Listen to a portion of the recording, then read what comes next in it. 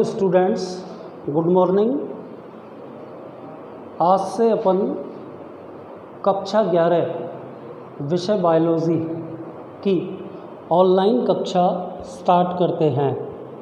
मैं श्याम सुंदर Sharma Tagore public school की तरफ से आपको बायोलॉजी का कंटिन्यूअस रूप से कक्षा 11 का वीडियो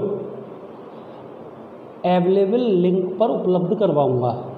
ठीक है, तो आज ये अपनी फर्स्ट क्लास है, तो मैं वे बच्चे जो बायोलॉजी लेकर अपना फ्यूचर बनाना चाहते हैं, यानी कि मेडिकल के क्षेत्र में जाना चाहते हैं, यानी कि फार्मेसी के क्षेत्र में जाना चाहते हैं, या फिर टीचर और बहुत सारे अन्य, तो उन सभी के लिए यद्यपि देखो साइंस की ये LKG क्लास है, मीन्स 11वीं, यहाँ से आप शुरुआत करते हैं साइंस के पढ़ने की।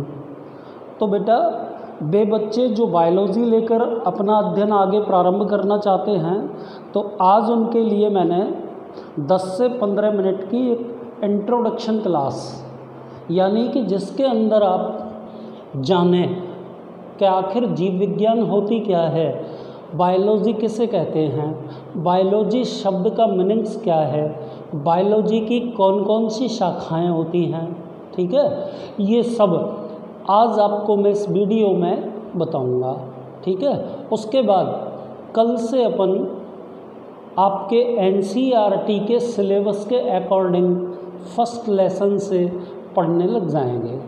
ठीक है, तो देखिए बेटा, बोर्ड पे मैंने एक तरह से ये कोई पाठ नहीं है, मैंने बस यूँ लिख दिया है जीव विज्ञान।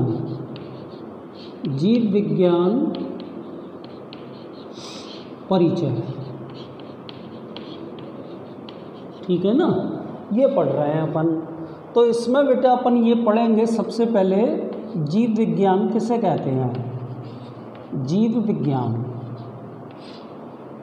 जहाँ तक मैं समझता हूँ कि आप सभी बच्चे जानते होंगे कि इसको अंग्रेजी में बायोलॉजी कहते हैं। ठीक है बेटा, ध्यानपूर्वक सुनना। तो जो शब्द मैंने आपके सामने लिखा है, ये 2 शब्दों के मिलने से बना है। इसमें बेटा एक शब्द तो है बाउस और दूसरा शब्द कौन सा है, लोगस। और आपकी जानकारी को बता देता हूँ बेटा कि ये दोनों शब्द ग्रीक भाषा के हैं।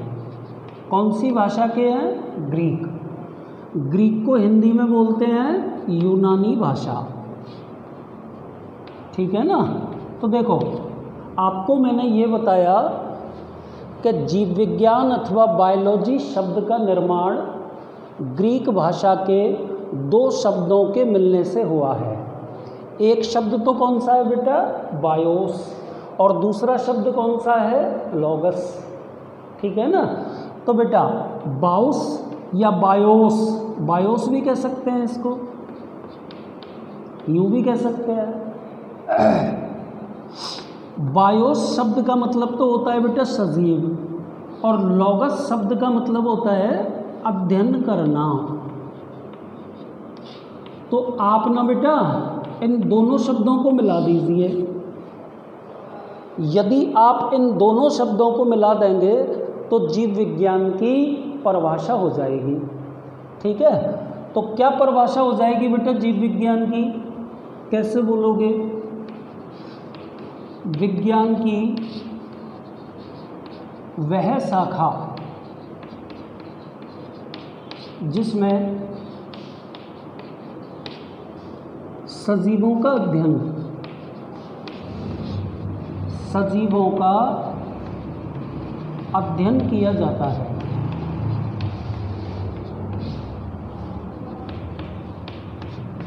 विज्ञान की वह शाखा जिसमें सजीवों का अध्ययन किया जाता है, उसे क्या बोलेंगे बेटा,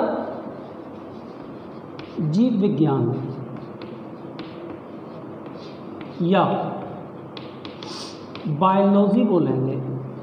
एक्चुअल में जो मैंने आपके सामने ब्लैक बोर्ड पे लिखी है ये बायोलॉजी अथवा जीव विज्ञान की परिभाषा है।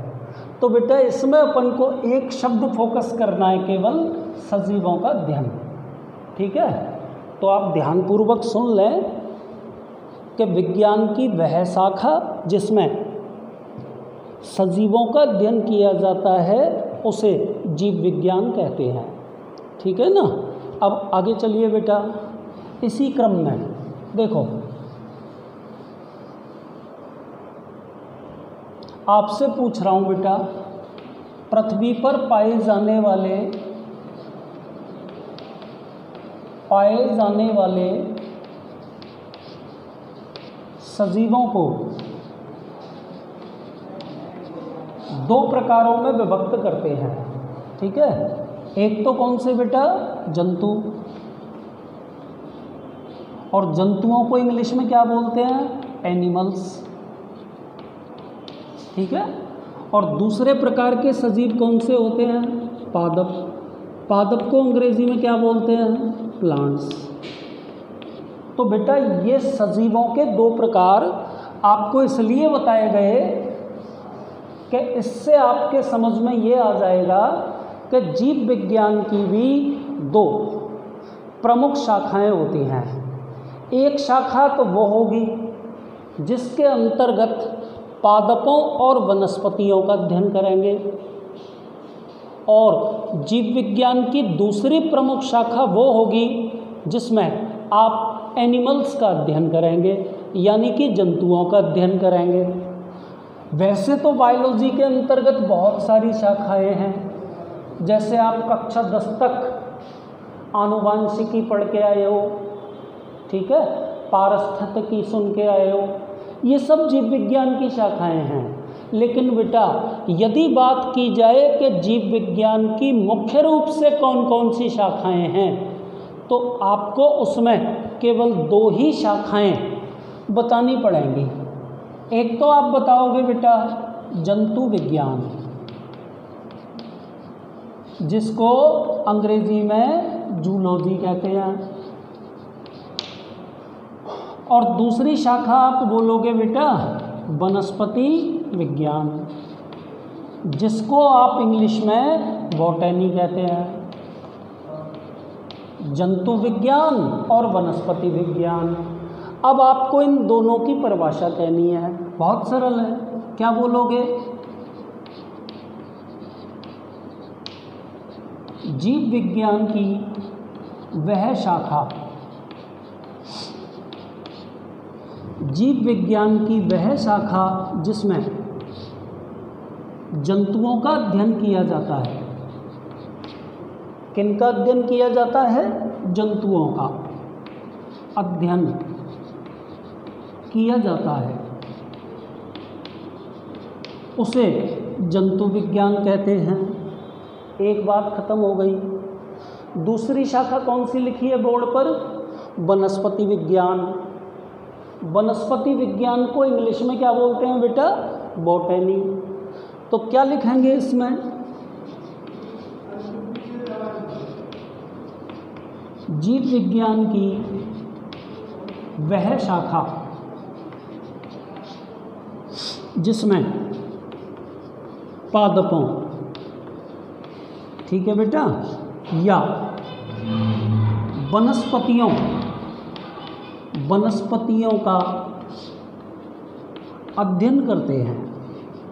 ठीक है बेटा, तो ये मैंने जीव विज्ञान की दोनों मुख्य शाखाओं के बारे में आपको बता दिया, अध्ययन करते हैं। ठीक है बेटा, एक अंतिम चीज़ और इसके अंदर अपन को सीखनी है।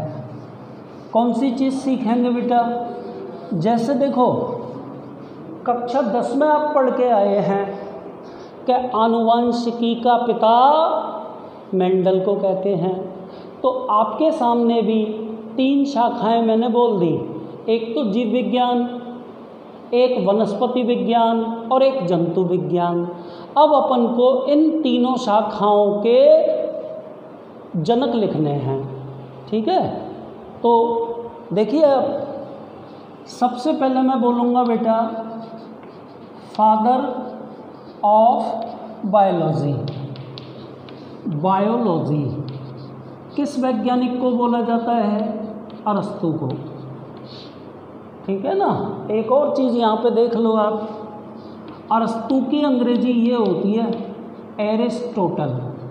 कभी भी कंफ्यूज मत होना, अंग्रेजी में तो इसको ऐसे ही लिखते हैं एरिस्टोटल, और हिंदी में इसको अरस्तु बोलते हैं। सुन लिया ना। आगे चलिए, इसी क्रम में एक और मैं आपको बता रहा हूँ कि जीव विज्ञान शब्द का, जीव विज्ञान शब्द का सर्वप्रथम, या यूँ लिख दो कि जीव विज्ञान शब्द का उत्पादन किन वैज्ञानिकों ने किया? तो इसमें आप लैमार्क व ट्रीबरेनस, ये दो वैज्ञानिक लिखेंगे बेटा। मतलब लैमार्क और ट्रीबरेनस नामक वैज्ञानिकों ने सबसे पहले जीव विज्ञान शब्द की उत्पत्ति की। ठीक है। इसी क्रम में आप आगे चलिए, फादर ऑफ जूलॉजी, एक शाखा तो अपन ने ये पढ़ी थी, तो गौर करना बेटा कि फादर ऑफ जूलॉजी भी अरस्तु को कहा जाता है। ये चीज़ आप आगे सीखेंगे। ठीक है। और सबसे लास्ट में अपन पढ़ रहे हैं बेटा father of botany. Father of botany किसको कहा जाता है? थियोफ्रेस्टस को। ये बेटा सब वैज्ञानिकों के नाम हैं जिनको कि मैंने अंडरलाइन किया है। तो यहाँ आकर के बायोलॉजी का संपूर्ण इंट्रोडक्शन ख़त्म हो जाता है। देखो बेटा, मैंने आपको सबसे पहले तो जीव विज्ञान की परिभाषा बताई कि विज्ञान की वह शाखा जिसमें सजीवों का अध्ययन किया जाता है, लिविंग ऑर्गेनिज्म। ठीक। फिर मैंने आपको ये बताया कि बायोलॉजी शब्द की उत्पत्ति ग्रीक भाषा के दो शब्दों बाउस प्लस लॉगस से हुई है। बाउस का मतलब होता है सजीव और लॉगस का मतलब होता है स्टडी करना। उसके बाद आपने जीव विज्ञान की दो प्रमुख शाखाएं पढ़ी, जंतु विज्ञान और जूलॉजी।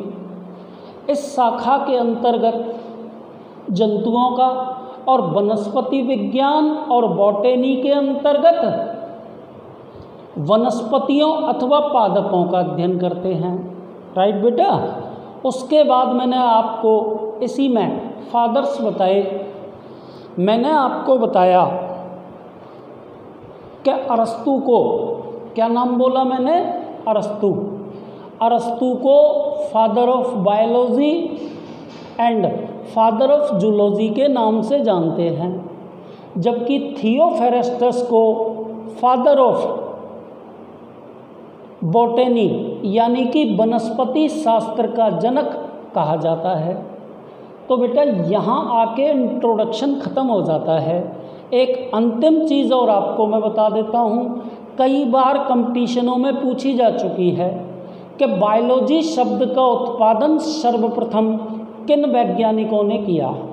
तो बेटा इसमें आपको लैमार्क एंड ट्रीबरेनस दो वैज्ञानिकों के नाम याद करने हैं। ठीक है। तो अब मेरी एक छोटी सी बात या यूँ मान लो निवेदन सुन लीजिए। देखो बेटा, ये तो मैंने इस वीडियो में आपको बायोलॉजी का इंट्रोडक्शन दिया। ठीक है। यद्यपि बायोलॉजी में बहुत सारी शाखाएं होती हैं, लेकिन सबसे प्रमुख ये दो हैं जिनके बारे में आपको मैंने आज बता दिया।